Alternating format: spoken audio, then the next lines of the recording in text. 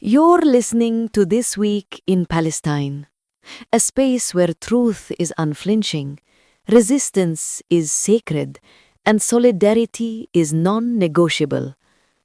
Here, voices from the heart of occupation rise to meet global movements demanding justice, dignity, and liberation. Each week, we bring you fearless reporting, incisive analysis, and reflections that center Palestinian life in all its depth, defiance, and humanity. We examine the machinery of empire, from the policies that suffocate to the propaganda that distorts, and trace its reverberations across borders, connecting Ferguson to Jenin, refugee camps to classrooms, and Gaza to the global conscience. A brief note before we begin. The views expressed during this hour belong to our hosts and guests and do not necessarily reflect those of WZBC, Boston College, or its Board of Trustees. This is not a space for polite avoidance or sanitized soundbites. It is a space for truth, bold, urgent, and unapologetic. Good morning, good evening. Wherever you're tuning in from, thank you for being here. I'm your host, Yara Rashid, and it's a deep and humbling honor to welcome you back to This Week in Palestine. Today is Sunday, September 21st, 2025. Once again, our focus returns to Gaza and the West Bank, lands under siege, where homes lie in ruins, lives are uprooted, and voices struggle to rise above the noise of global indifference. As headlines fade and attention shifts, the truth remains. Families endure relentless displacement. Communities resist with unshakable resolution, and the pursuit of dignity continues against staggering odds. Excuse me. Thank you for your patience. And still, one question echoes through the silence. How long must a people suffer before the world chooses conscience over convenience, action over apathy? Stay with us as we strip away the silence, uplift resilience, and carry forward the flame of justice. This journey is not mine alone. It's ours. It's shared. It's urgent. And it's sacred. In this episode, recorded 1 year ago, we turn to a powerful interview between Ash Sarkar and historian Rashid Khalidi, author of The 100 Years' War on Palestine. This conversation remains deeply relevant, especially in light of the persistent questions people continue to ask, questions that often go unanswered or are manipulated by mainstream media. If you've ever been told that the Israeli-Palestinian conflict is complicated, Khalidi is here to offer clarity. It's not confusion, it's colonization. From the Balfour Declaration to the ongoing siege of Gaza, he traces a century of imperial violence, settler expansion, and global complicity. He reminds us that this is not a war between equals. It is a war waged against a people fighting for survival, dignity, and return. We'll unpack how U.S. foreign policy, shaped by lobbying giants like AIPAC, has shielded Israel from accountability while fueling its military campaigns. We'll explore how media narratives invert reality, casting the colonized as the aggressor and the occupier as the victim. and we'll hear Khalidi's urgent call for solidarity, not just symbolic, but strategic, rooted in historical truth and moral clarity. This isn't just a history lesson, it's a reckoning. So stay with us as we dive into the roots of resistance, the architecture of propaganda, and the global movement rising to meet the moment. Because Palestine isn't a side issue, it's a mirror, and what we choose to see in it reveals who we are. Let's begin. We've probably got something in common, which is that over the last month and a half, we've been watching the news wondering why it doesn't answer some of the most basic questions about the history of Israel and Palestine. Why did the Zionists choose the Holy Land out of all the territories on the planet to try and form a Jewish majority state? What happened after the Oslo Accords? Why were Hamas founded? And what changed about their charter since the 1980s? Well, luckily, those questions aren't going to go unanswered for long. I'm joined by Rashid Khalidi, author of The 100 Years War on Palestine, to do a deep dive into over 100 years of history. What was Palestine before 1948? What was its status and who was there? Before 1948, for about 30 years, Palestine had been under British control in the form of an occupation and a mandate from the League of Nations. The mandate was to rule a country in which the overwhelming majority of the population were Palestinian Arabs, and a small but increasing proportion were Jews. And more of those people, that population was made up of immigrants who were brought in under the terms of the mandate. The British occupied Palestine in 1917. Previously, it had been part of the Ottoman Empire. People there had the opportunity to elect their own mayors and deputies to the Ottoman Parliament. It was a country that had a growing press. It's a developing country, very poor, but with education spreading rapidly. The British arrived with a specific project that was laid out in the Balfour Declaration.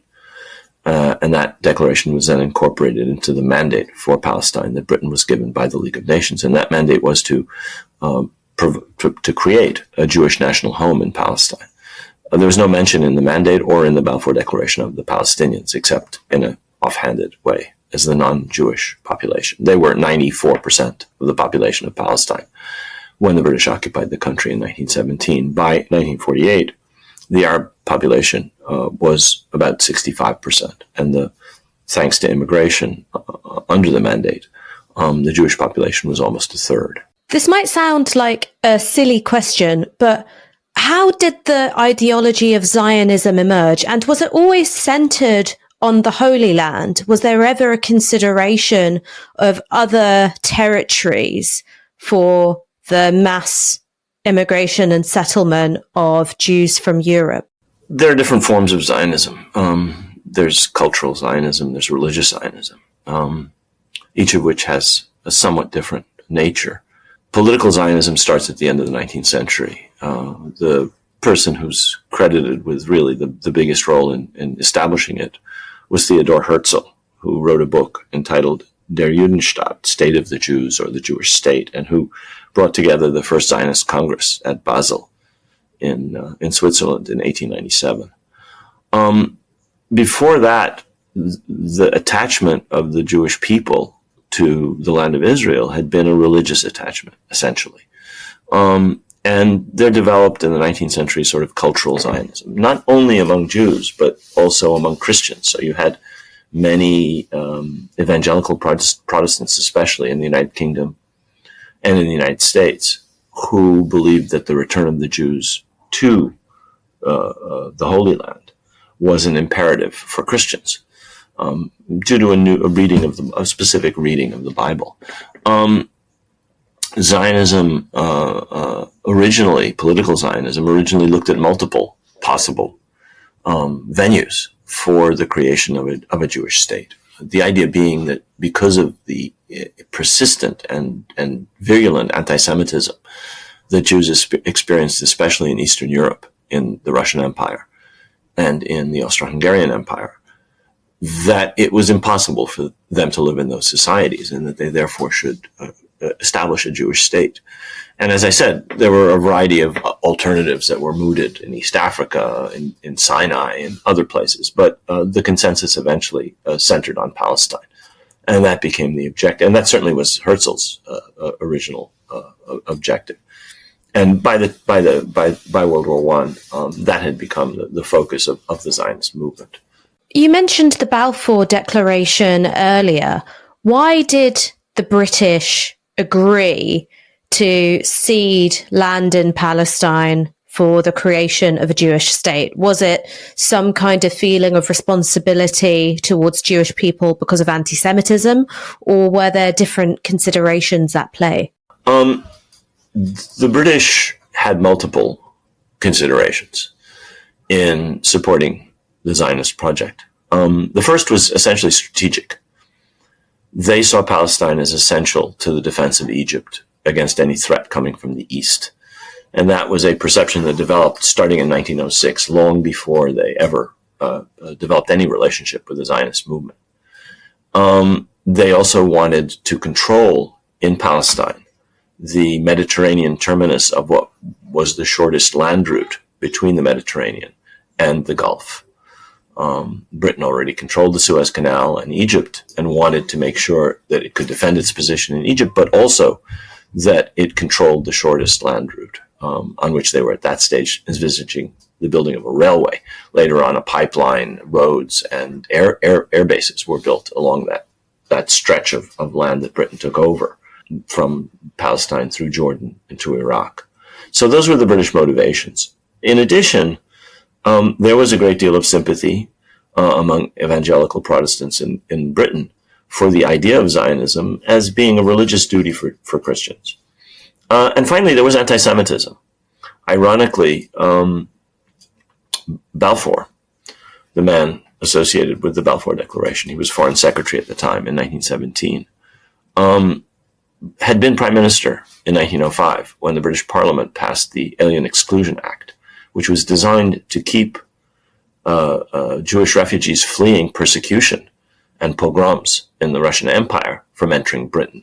So the same man whose name is associated with the Cabinet Declaration of 1917, the Balfour Declaration, was also the author of probably one of the most anti-Semitic acts in British history, going right back to the expulsion of the Jews from England, I think in the 12th century. So there were multiple motives for British support of Zionism. And the idea was, in the words of one British official in Jerusalem, to create a little loyal Jewish Ulster in a sea of hostile Arabs. That was the idea, that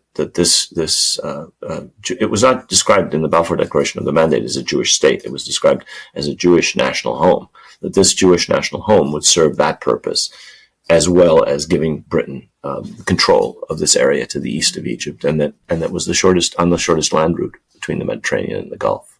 So you've got the Balfour Declaration, you've got the encouragement of Jewish immigration to the land of Palestine, and then something starts happening in the late 1930s, the 1940s, where you've got Jewish armed militias, Irgun, Haganah, fighting the British Army. How did that happen? Because to me, that seems a bit topsy-turvy.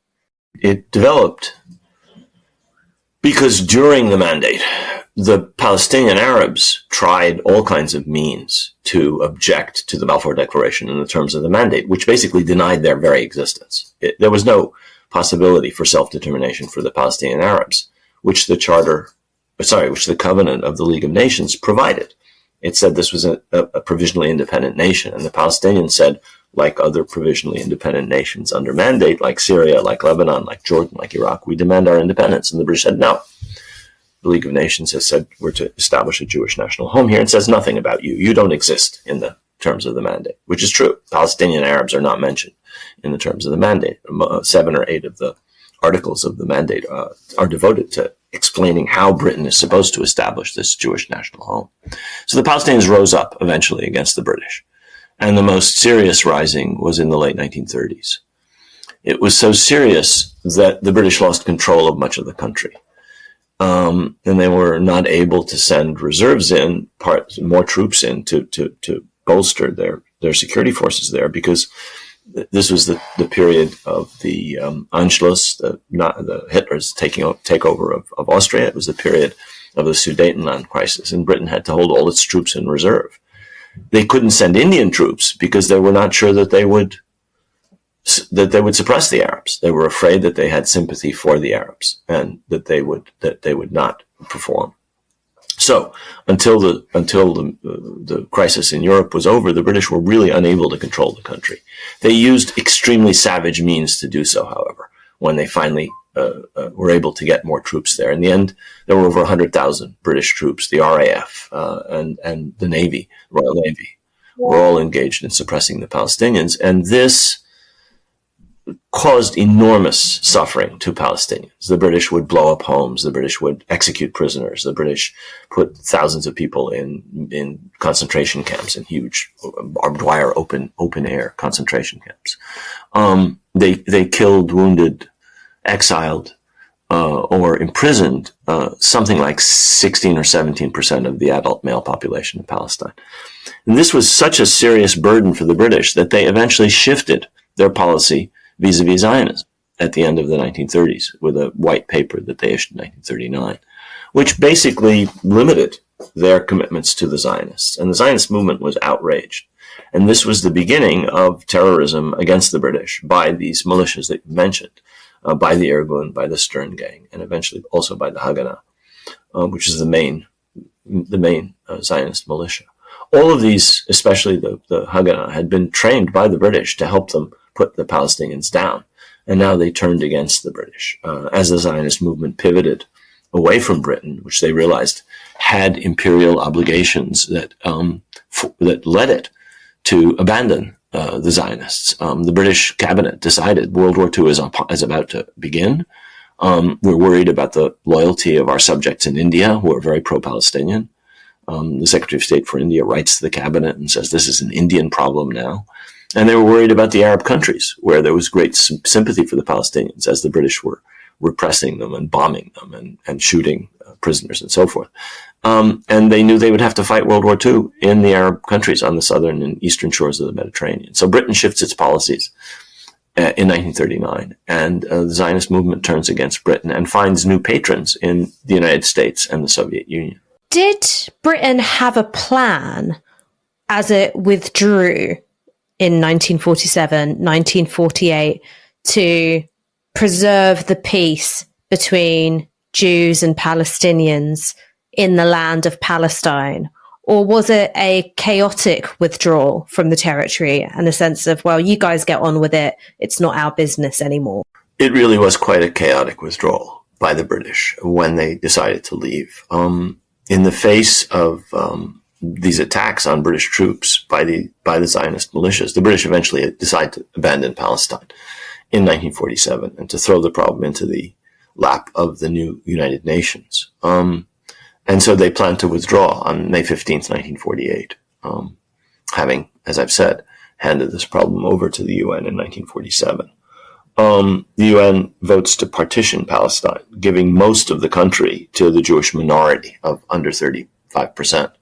Palestinians were to get an Arab state, which was never allowed to come into being, incidentally, in less than half of the country in which they were an overwhelming majority, and they naturally found this unjust.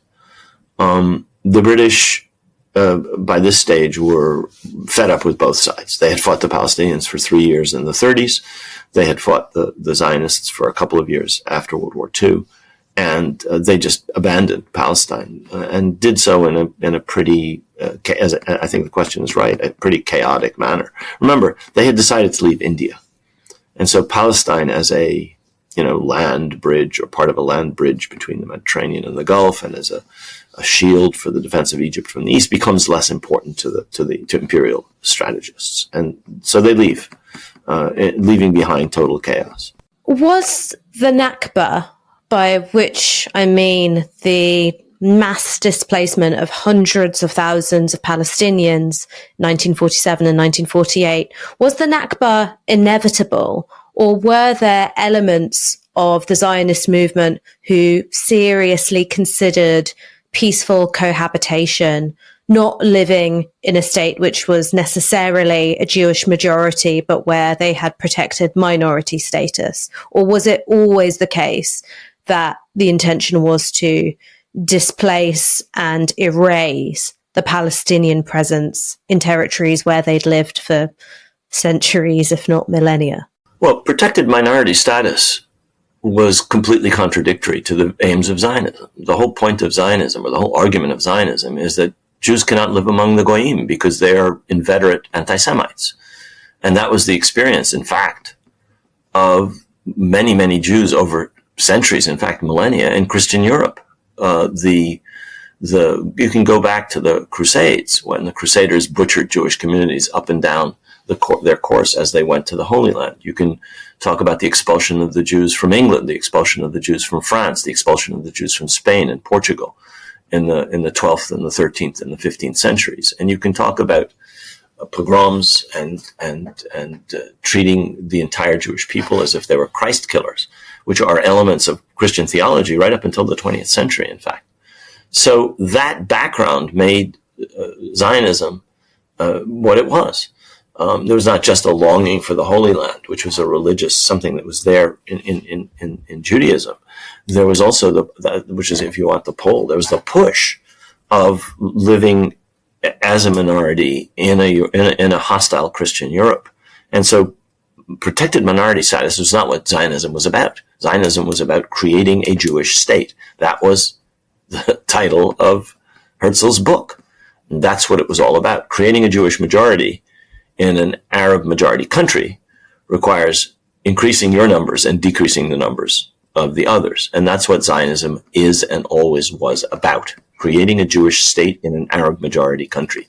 You cannot do that without breaking eggs. In other words, you cannot do that without expelling or squeezing into smaller and smaller parts of the country the overwhelming majority.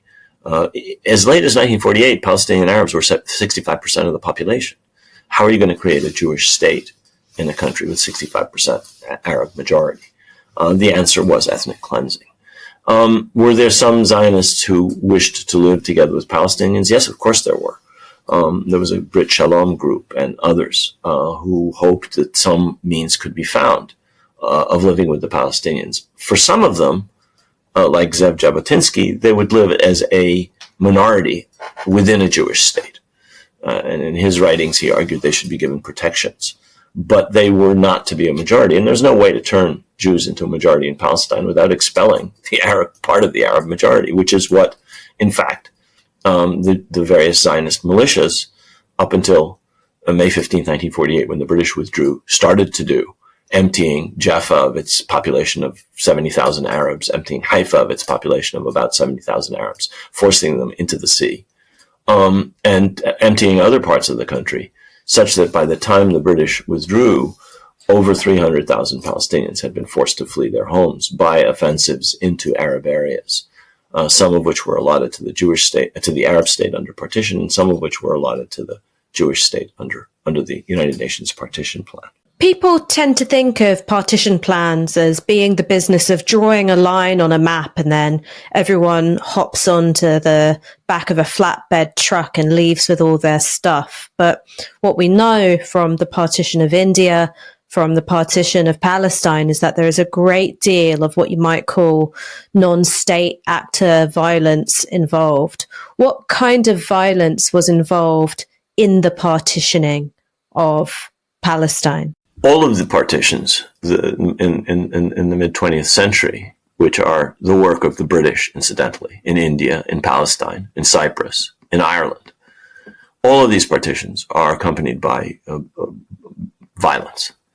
In some cases, as you say, by state actors, in many cases by the British, but often by non-state actors. In the case of Israel, these were state actors. These were the militias that operated under the control of the Jewish Agency, which becomes the government of the State of Israel on May 15th, when Israel declares its independence and the state is established. And later the Israeli army. The violence includes massacres up and down the length of Palestine. The violence includes forcing people to leave at gunpoint. The violence includes shooting a few people to encourage the others to leave. The violence includes spreading rumors that there had been massacres and you will be massacred if you don't leave, sometimes forcing people to leave in fear, even before the Israeli forces reached their villages. There was massive, systemic, organized, centralized violence against Palestinians throughout the period immediately before the establishment of Israel, and then for the months of the war when the Arab countries enter Palestine on May 15th, 1948. Another 400,000 Palestinians are driven from their homes, 450,000 after May 15th, 1948, essentially via either violence or the threat of violence. About 20,000 Palestinians are killed in total during this period. So I'm going to synthesize a lot of the conversations that I've had with people who I suppose would describe themselves as liberal Zionists, because when I talk to them, they'll give an account of the history that goes something like this. Yes, it's unfortunate that the Palestinians were already there, but Jewish people had to flee for their own safety. And when they did, it was the Palestinians who never accepted the existence of a state of Israel, that they didn't accept the UN's partition plan, and that every time there's been an overture of peace from Israel, it's been rejected wholesale by Palestinians out of a mix of, I don't know, clinging to grievance or embedded anti-Semitism. How much truth is there in that narrative? The first part of the narrative is actually correct. The Palestinians did not accept the creation of a Jewish state in an Arab-majority country. They did not accept the amputation of part of what they understood was their country to create a Jewish state. They hadn't created the anti-Semitism that drove Jews from Europe. They hadn't closed the doors to immigration to the United States and Britain and other countries which refused to take in Jews fleeing persecution, like Balfour's Alien Exclusion Act, or like the callous refusal of the United States to allow in Jewish refugees from Hitler before World War II. And they did not accept that they didn't have a right to self-determination in their own country. So no, they never accepted the idea of a Jewish state in a country which was overwhelmingly Arab. As far as Palestinians were concerned, it was their country. And so the Palestinians end up being the victims of victims. And they weren't the ones who created the first group of victims in the first place. It was the virulent anti-Semitism of Christian Europe over millennia, culminating, of course, in the Holocaust. The rest of the narrative is rubbish. In other words, the Palestinians did not, it's correct, accept the idea of the creation of a Jewish state and the amputation of part of their country. In fact, the larger part of their country in the partition plan. The Palestinians owned over 80% of the arable land and 94% of the total land of Palestine in 1948. 55% of which, that country, was to be given for the establishment of a Jewish state. It was a manifestly unjust partition, even if one accepted the principle of partition, that a minority should get most of the country, was outrageous. But that was what the United Nations decided on, the United Nations General Assembly decided on. Thereafter, there were various attempts at a peaceful resolution of this. The United Nations pushed Israel hard to accept the return of refugees, which the United Nations voted for in December of 1948. It said that refugees have the right to return and compensation. And the United States and the international community tried to get Israel to return some of the territories that it had conquered that were to have belonged to the Arab state.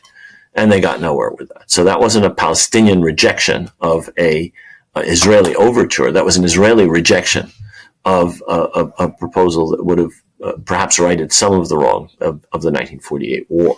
There were other attempts in subsequent years to make peace. Most notably, when the PLO changed its charter and changed its objectives and abandoned violence in the 1980s, and tried to negotiate for an independent Palestinian state. I mean, this brings us to a whole other discussion of why that state did not come into being. But it certainly wasn't because the Palestinians weren't willing to live in a Palestinian state alongside Israel. They were never offered a fully independent, viable, contiguous Palestinian state by any Israeli leader or by the United States. That was never on offer. I mean, I was involved in some of these negotiations, and it was clear that what was on offer was, as Prime Minister Rabin said in his last speech in the Knesset, less than a state, i.e. an entity that was not sovereign and that simply enjoyed autonomy under overall Israeli sovereignty and Israeli security control.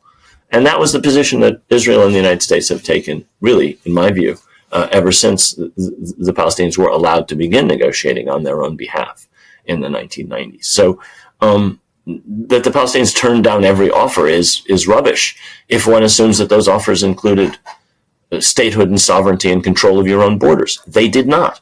Neither Rabin's offers nor later on offers that were made by Barak at Camp David, Prime Minister Barak, where Arafat and Clinton were negotiating with him, nor a later offer by a later Israeli Prime Minister, Ehud Olmert. None of them involved complete Palestinian sovereignty. None of them involved Palestinian control over their own borders.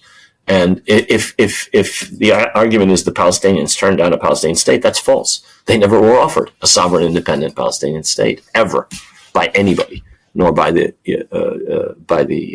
various Israeli prime ministers that I mentioned, and nor, in my view, by the United States. It was never really part of American thinking. American thinking was always tailored to whatever Israel considered the maximum, in my experience of negotiations.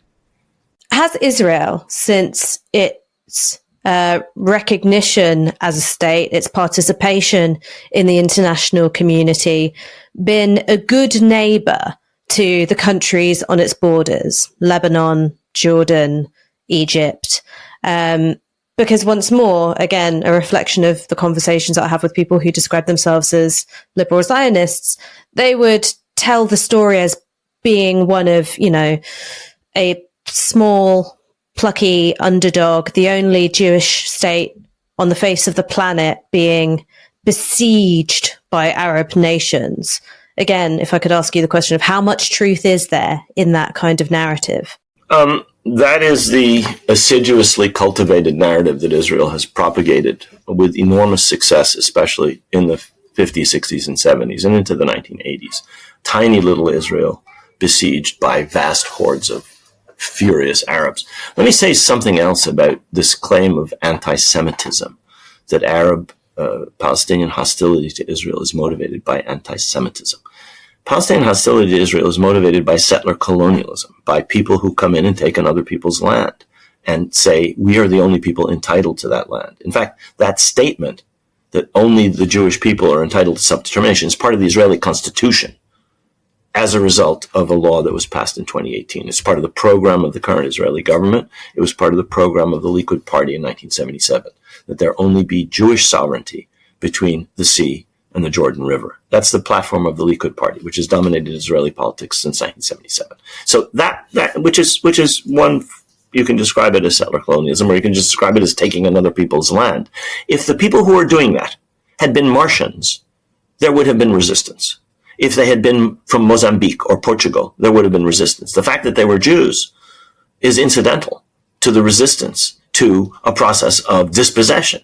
As any indigenous people did and would have done, the Palestinians resisted an attempt to take away their country, which is what Zionism embodies. It's not just a desire for a Jewish national home or a Jewish state. It's a desire for a Jewish state in a specific place that had an Arab majority, that had to be reduced and that had to be dispossessed and whose land had to be stolen. And it was that the Palestinians resisted, not because the people doing this were Jewish. They happened to be.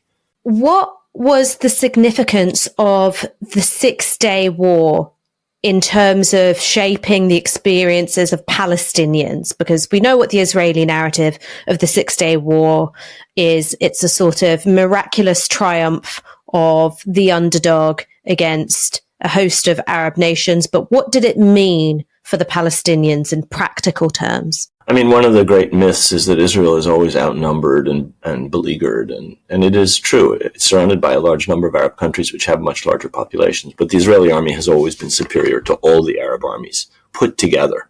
It defeated them decisively in 1948, smashed the Egyptian army in 1956, and in 1967 it defeated 3 Arab armies with a surprise attack in 6 days. So that perception is entirely false. Israelis' insecurity is real. But the fact is, as everybody knew, including the Israeli military, the Israeli military was infinitely superior to the Arab militaries at every stage of every war. And that's true certainly to this day in terms of conventional armies. The experience of the Palestinians was another Nakba on a much smaller scale after the 1967 war.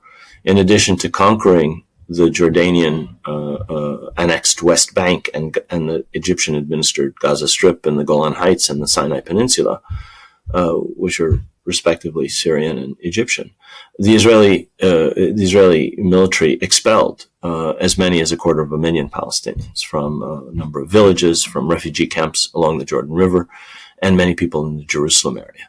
So this was another forced expulsion of large numbers of Palestinians in the wake of another disastrous war, the end result of which was Israeli occupation that has lasted for the past 56 years of the West Bank, of Arab East Jerusalem, and of the Gaza Strip. How has the nature of Palestinian resistance changed over time? Why did the PLO change its strategy in the 1980s, which I think you mentioned earlier in our interview?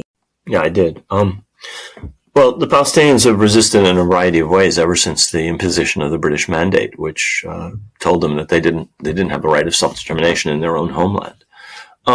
They resisted with strikes, they resisted with boycotts, they resisted militarily, especially during the Great Revolt of 1936 to 1939. After 1948, when the Palestinians basically lost their country entirely, and parts of it were taken over by Jordan and Egypt, the Palestinians began again to resist primarily militarily. After the occupation of 1967, through strikes and boycotts and demonstrations and petitions and attempts in international fora to achieve Palestinian rights. So the Palestinians resisted on multiple levels: diplomatic, informational, strikes, boycotts, demonstrations, and military means. In the 1970s, something fundamental changed, which was that the Arab countries, in launching the October War against Israel, which was an occupation of Egyptian Sinai and Syrian Golan Heights, limited their aims to the liberation of those territories that had been occupied in 1967. And that really forced the Palestinians to limit their aims, and eventually to limit their means. So previously, the Palestinian aim was the liberation of all of Palestine, i.e. somehow restoring the situation as it had been before, with the difference that the Palestinians now called for a single democratic state with Arabs and Jews living equally. They shifted both in terms of means from armed struggle to peaceful means, and in terms of aims from this creation of this single democratic state in all of Palestine to the idea of a Palestinian state alongside Israel. And it took many, many years for that evolution to take place, from the early 1970s after the 73 war up until 1988, when the Palestinians openly accepted Security Council Resolution 242, which says you accept every state in the region and you live at peace with them, accepted the idea of partition along the 1967 lines, which would have provided a Palestinian state with a capital in East Jerusalem, and eventually entered negotiations. So they shifted significantly in the 1980s, both in terms of objective and in terms of means. How and when did Hamas emerge? Hamas emerged exactly at this juncture, when the Palestinian Liberation Organization, which was the recognized representative of the Palestinian people, and which had diplomatic representation in over 100 countries, when the PLO shifted its objectives and said, we no longer are aiming to liberate all of Palestine, Hamas picked up that objective. And when the PLO said, we're going to renounce violence and we will try and achieve our aims by peaceful means, Hamas appears at exactly the same moment. So the Palestinians are making these shifts in the late 80s. Hamas arises in 1987 and preaches both armed struggle and the liberation of the entirety of Palestine. In terms of how the left talks about Hamas, it seems that there is a split between those who want to adopt the framing of Westminster and Washington. Hamas is a terrorist organization. They are an illegitimate political force in Gaza. And then there's another line of thinking which frames Hamas as a national liberation movement. Are these two things which are necessarily opposed to one another? And what is the best way to make sense of Hamas politically? I mean, I think you first have to deconstruct the terrorism framing. Hamas carries out acts that are violations of international humanitarian law and that may be war crimes. So does Israel. So do other countries. We don't call a country that has killed 15,000 Palestinians from the air and with artillery bombardment a terrorist state, because what states do never is applied. That term is never applied to states, but that's what Israel has just done. You can also describe them more neutrally, the killing of all those people, as violations of international humanitarian law and as war crimes, which is what I would do. And if you're going to use the term terrorist, I think you have to use it across the board. Killing of innocent civilians is a violation of international humanitarian law, and you can call it terrorist if you want. I don't use that terminology. So, does Hamas use violence against civilians? Yes, it does. Are those actions violations of international humanitarian law? Yes. Does Israel use infinitely vaster violence against infinitely larger numbers of Palestinians? Yes. 800 Israelis were killed. Civilians, 1,200 Israelis were killed, of whom 800 were civilians, on or immediately after the 6th of October. Israel has so far killed approximately 15,000 Palestinians, most of whom are civilians. The application of the term terrorist to the one and not to the other is simply skewed. There are a variety of violations of international humanitarian law, in my view, on both sides. Infinitely larger and vaster in scope on the Israeli side, because you also have deprivation of water, food, electricity, fuel, medicine to 2.2 million people. Those are also violations of the Geneva Convention and of other international humanitarian laws. Hamas has also taken hostages, civilian hostages. That's another violation. So I would argue for that framing. I know that there are some people who say it's a liberation movement, and yes, it claims it's a liberation movement, and that is its goal. Incidentally, over the years, Hamas has shifted the uncompromising position that one finds in their 1987 charter to call for some form of a two-state solution. It's very unclear. It's not as explicit as the position of the PLO.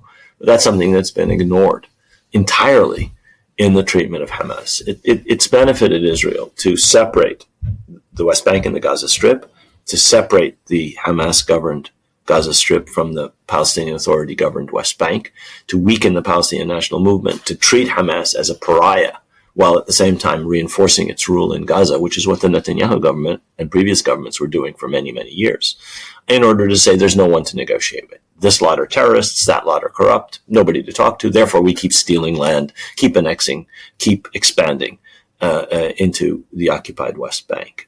That's been the Israeli strategy. And the focus on Hamas and its terrorism is part of that strategy. What were the Oslo Accords and why weren't they upheld? The Oslo Accords emerged from a breakthrough that the United States helped to bring about in 1991 when Palestinian and Arab and Israeli delegations went to Madrid and then subsequently negotiated for 2 years in Washington. In some cases for more than 2 years. The Palestinians, I was part of that delegation, the Palestinian delegation. I was an advisor. And we were there from October of 1991 until the summer of 1993. We found that the American-Israeli position, and it was essentially one position, was one that would have limited the Palestinians to autonomy under Israeli control with continued expansion of settlements and no control over water or entry or exit or anything, actually, except collecting garbage and municipal administration. And to our way of thinking, because settlements were continuing to expand and there was no halt to that, because the occupation was to be maintained, and because autonomy under Israeli control was the only thing that was offered, with a promise of negotiations about the rest, but no guarantee that those negotiations would lead to an independent, sovereign, contiguous, viable Palestinian state, we, the delegation negotiating in Washington, found those terms completely unsatisfactory. Unfortunately, the PLO leadership decided it would negotiate directly with Israel and essentially accepted the same terms in the Oslo Accords. So the Oslo Accords created an autonomous authority which had no sovereignty, which had no jurisdiction, and which was continued to operate under Israeli military occupation with the continued colonization of the West Bank and Arab East Jerusalem, pending final status negotiations, which never led to an outcome that was satisfactory to the Palestinians of independent, sovereign, contiguous, viable Palestinian state. I mean, that was the whole point from the Palestinian perspective. And that was never really on offer, nor from the Israelis, nor from the Americans. The last thing that I want to bring up is, of course, the status of Gaza.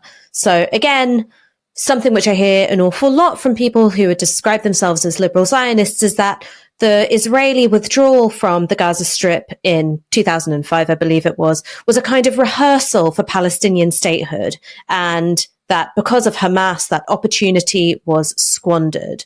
Once again, how much truth is in that claim that 2005 was a rehearsal for statehood? And secondly, now with so much of Gaza having been rendered basically uninhabitable, what kind of end game are we looking at? Is it a further concentration of the population in the south? Is it something more like depopulation and ethnic cleansing? Where is this all heading? Right. Anyone who argues that the Israeli withdrawal from Gaza and the removal of the settlements was a rehearsal for statehood doesn't read the Israeli press and doesn't know what the Israelis are saying. Then Prime Minister Sharon's objective was to prevent the creation of a Palestinian state. In fact, his closest advisor, a man named Weissglass, said, this will put a Palestinian state into formaldehyde. That was their objective. That is not a government that intended under any circumstances to allow an independent Palestinian state, nor has any Israeli government ever said that it not only accepts Palestinian independence and self-determination, but that it accepts that this be a sovereign state with control over, say, its airspace or entry and exit. That was not on offer. And in fact, Sharon intended to create some of the problems that he created by separating Gaza from the West Bank. Movement had been free between the West Bank and Gaza previously, creating the checkpoints and the barriers and the eventual siege that was instituted around Gaza was intended to separate the West Bank from Gaza and make a Palestinian state impossible. It's interesting that another of the many things that false Israeli narrative elides is an evolution in Palestinian thinking. In the 90s, during the Oslo Accords, when the Palestinians hoped and expected they would get an independent Palestinian state, things went from bad to worse in the implementation of Oslo. Israel went for what they called separation, which meant the building of walls, the creation of checkpoints, obstruction of movement, such that whereas before Oslo, you could go anywhere from the West Bank or the Gaza Strip in Israel. You could go to the Golan Heights, you could go to Eilat, you could go to Jaffa, you could go to Haifa, you could go anywhere. Anybody could go anywhere. There are a very small number of people who weren't allowed. There were no barriers to movement. Oslo created the Bantustans within the West Bank and the closure of Gaza, which then became a siege after the Israeli withdrawal of 2005. Israel's refusal in the Oslo Accords to end the occupation, not just to limit it to some areas and jam the Palestinians into area A and B and so forth, but to end the occupation. That was never intended, and it never happened. Israel's refusal to stop the metastasization of the settlement process. There were 100,000 settlers when we went to Madrid, 120,000. There are 750,000 now. This constant colonization, appropriation, theft of land, and the permanence of a military occupation that has gotten more and more and more severe before the first suicide bombing in the 90s, before the violence of the Second Intifada, this security system was growing tighter and tighter and tighter around the Palestinians. That bred resistance. Had Israel ever intended Palestinian statehood, sovereignty, and an end to the occupation and withdrawal of the settlements, we would be in a different place than we are today. And all of these things, in fact, reinforced Hamas. Nevertheless, in the early 2000s, after the Israeli withdrawal, the United States and Israel pushed for elections. And in 2006, Hamas won the election with a little over 42% of the vote. But, they won a majority in the Palestinian Legislative Council, which had been set up under Oslo. The interesting thing is that they then agreed to a coalition government with Fatah, the other large faction the large faction that dominated the PLO, which would be authorized to negotiate with Israel on the basis of a two-state solution. So Hamas accepted the Oslo process, entered into elections. Its election platform, maybe deceptively or not, was extremely moderate. And as soon as they failed to form a government, they said, okay, we'll form a government with Fatah. And we will allow Mahmoud Abbas, who had just been elected president the previous year, in 2005, to negotiate together with a coalition government on our behalf. Israel, the United States, and the European powers refused. Tony Blair himself refused, and later on said it was a mistake. Well, thank you, Lord Tony. In fact, his mistake, and the mistake, so-called, of the Americans and the Israelis, put us on the path to where we are today, which is continued occupation, continued siege, continued colonization, continued attacks on the Al-Aqsa Mosque as more and more extreme religious settlers go to pray in this mosque, raising a fear among Palestinians that what was done to the Ibrahimi Mosque, the Tomb of the Patriarchs, in Hebron, would eventually happen to the Al-Aqsa Mosque in Jerusalem. I mean, when I was there in March, I saw large groups of settlers, religious settlers, being escorted by Israeli security forces to a corner of the Haram al-Sharif, of the enclosure around the mosque, southeast corner, in fact, to pray, collectively pray. So collective Jewish prayer is taking place now in the mosque precincts. And the fear is, and the largest of these was just the day before the Hamas attack, actually, where as many as 1,000 people prayed together. Well, you build up to a point where you're going to lose the mosque. That kind of extreme provocation against the rulings of the rabbis who say you're not supposed to be there, because we don't know where the Holy of Holies is, against the prescriptions of the Israeli government for the first many decades of occupation. From the time Moshe Dayan was defense minister, it was agreed that this kind of thing would not be allowed. These kinds of things, intensification of occupation, intensification of siege, the holding of thousands of Palestinian security prisoners, and so on and so forth, created an explosive situation, which I think anybody could see. In the months leading up to this, the number of Palestinian casualties, people killed in the West Bank, has been going up and up and up. Every attempt to launch a non-militant form of resistance, the Great March of the Return, which was people marching up to the border fence in Gaza, unarmed. Over 200 of them were killed, and hundreds of them were maimed by Israeli snipers. Snipers shooting at unarmed demonstrators. People say, why don't the Palestinians adopt nonviolent tactics? Well, the Israelis will gun them down in their hundreds when they do that, which is what happens to demonstrations in the West Bank. They'll tear gas them, they'll beat them, and sometimes they'll shoot them. Attempts to do things like BDS, boycott, divestment, and sanctions, are described as anti-Semitic. Well, you don't want us to use violence. What are we supposed to do? You go to the International Criminal Court. Oh, that's delegitimization of Israel. You would use diplomatic means. In other words, Israel systematically has blocked off every avenue, leaving the way open for Hamas, in effect, to say, you wanted to negotiate, you failed. You wanted to create a Palestinian state, they wouldn't let you. We're going to try this. Doesn't mean that they're right or they're wrong, but it is the fact that no other option was left to the Palestinians. It was clear that Netanyahu and his government intended to keep the Palestinians divided and under their control while they negotiated normalization agreements all over the Arab world. So where are we now? Well, we are in a situation where Israel has rendered the northern part of the Gaza Strip, where probably close to 2/3 of the population of the Strip used to live. Gaza City, Jabalia, the areas to the north have been devastated. Apparently about half of the housing stock has been destroyed or damaged. Most of the universities have been destroyed. Mosques have been destroyed. Dozens of UNRWA schools have been destroyed. Hospitals, I believe 2/3 of the hospitals in the Gaza Strip have been rendered inoperable. There has been massive attacks on infrastructure with the claim that there are tunnels underneath. Well, if you want, what's being done is not just attacks on tunnels. What's being done is attacks on infrastructure. And that has been directed at emptying the northern part of the Gaza Strip.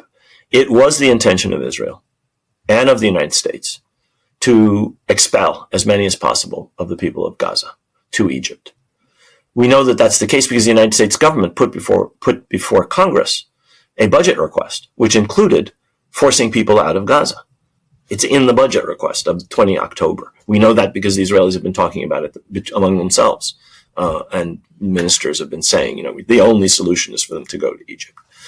We know this because the Egyptians and the Jordanians both categorically rejected the idea of Palestinians being expelled from Palestine into Egypt and Jordan. They did this for their own reasons, regime security, but they also did it because everybody in the Arab world knows that when Palestinians are expelled by Israel, they are never allowed to return. This would not have been a temporary relocation. This would have been the permanent expulsion of yet more Palestinians from their homeland, in keeping with an objective of reducing the Palestinian demography and increasing the Jewish demography. That has always been essential to Zionism. Herzl said, we'll spirit them across the frontiers discreetly. That's in his diaries. This is not some anti-Semitic fantasy. This and you read other Zionist leaders, they understood. They used the term transfer, this Orwellian euphemism for expulsion. But it's ethnic cleansing. That's always been the objective, because you cannot create a majority Jewish state in a majority Arab country without decreasing that Arab majority. It's physically impossible. And the fear is that's what Israel is doing now in Gaza. If they can't kick them out of Gaza, they will squeeze the population into smaller and smaller areas of Gaza. When the ceasefire came into effect, Israeli soldiers shot at Palestinians attempting to return to the north of Gaza, and many were wounded. I don't know if any were killed.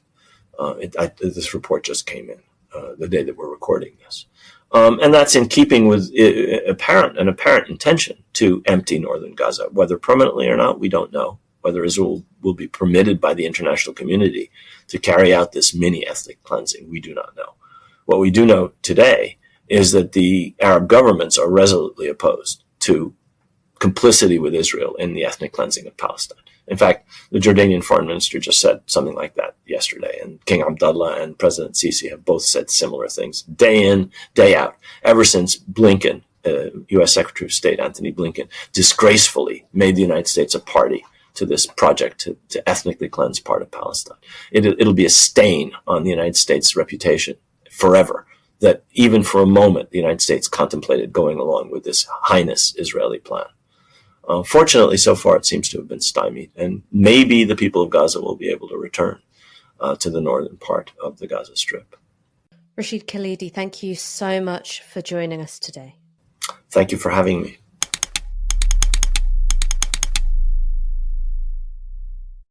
You are listening to This Week in Palestine, Truth and Justice Radio. And that brings us to the close of today's episode of This Week in Palestine. As always, stay curious, stay courageous, and keep asking the questions that unsettle power and move us closer to justice. I am your host, Yara Rashid, and it's been a deep honor to share this space with you, a space where truth is spoken without compromise, resistance is honored without apology, and solidarity is never up for negotiation. If you have thoughts, questions, or want to support the work we do, we'd love to hear from you. Reach out anytime at wtippodcasts@gmail.com. A heartfelt thank you to you, our listeners, and to the brilliant team behind the scenes who make this show possible. With deep gratitude to Bob Funk, Stanley Robinson, Stephen Lowe, Sophia Rose Wollman, Tani Abu Musa, Dr. Rana Awad, Dr. Bethany Marks, Juliette Salame Olivier, Reynad Al-Ghul, and Mohammed Al-Ghul. Your vision, labor, and spirit keep this platform alive and beating. Until next time, keep walking toward truth. Keep walking toward Palestine.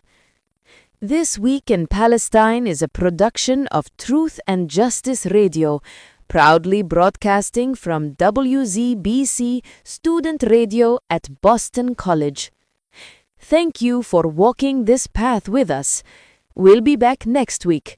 Until then, take care and stay steadfast.